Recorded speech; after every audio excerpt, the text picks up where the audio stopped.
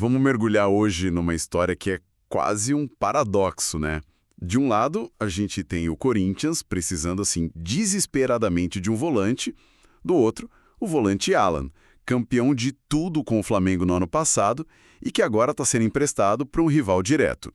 A nossa missão aqui é tentar entender o que aconteceu com ele e se o Corinthians achou uma pechincha ou, sei lá, uma armadilha. É uma ótima forma de colocar a questão. Porque não é só mais uma contratação, é um quebra-cabeça mesmo. O Corinthians estava há meses atrás dessa peça, né?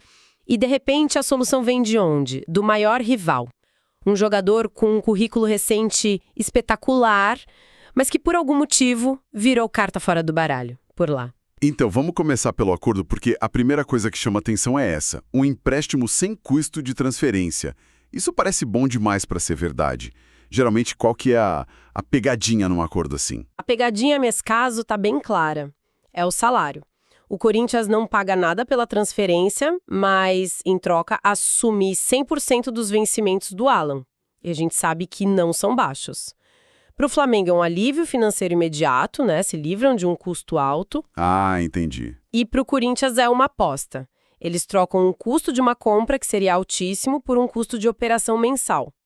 E, claro, tem aquela opção de compra no final do contrato com os valores em sigilo, que vai ser o verdadeiro teste para ver se a aposta deu certo ou não. Faz sentido. Então, o Flamengo basicamente queria tirar um custo da folha de pagamento e o Corinthians estava no mercado, mas talvez sem grana para uma compra grande. E a gente sabe que não foi por falta de tentativa do Corinthians, né? Eles foram atrás de outros nomes antes. Exato. E esse é um ponto-chave. O fato do Alan não ser a primeira nem a segunda opção, isso muda um pouco a narrativa. Eles tentaram o Vinícius Souza, do Wolfsburg, tentaram o Alisson, do São Paulo, não deu certo. Então o Alan não chega com aquele status de salvador da pátria. O que pode ser bom até, menos pressão. Pode ser bom. Diminui a pressão da torcida, que entende que foi uma solução de oportunidade, mas, por outro lado, pode pesar um pouco na confiança do próprio jogador, né? Com certeza. Isso nos leva à grande questão: o jogador em si. Porque a carreira dele é marcada por esses altos e baixos, né?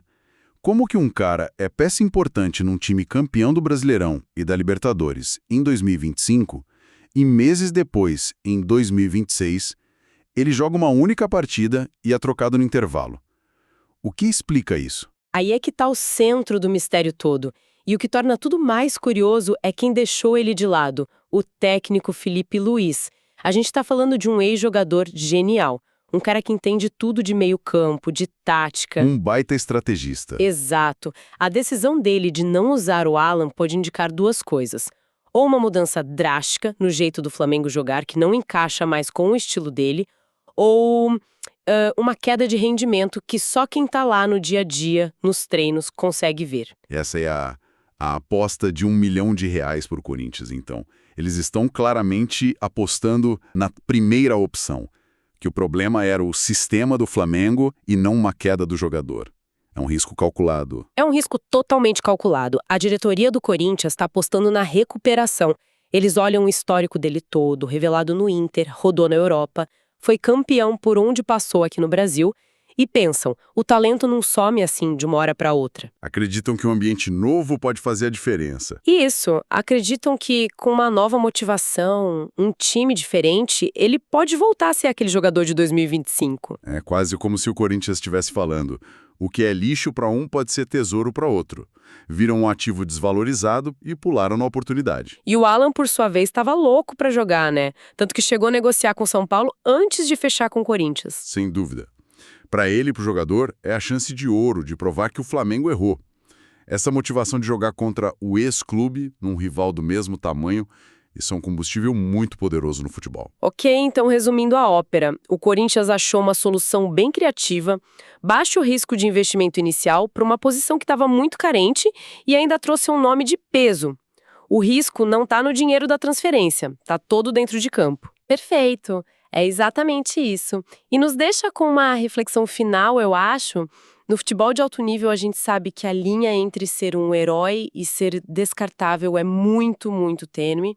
A pergunta que fica no ar é: o que pesa mais na balança numa contratação dessas?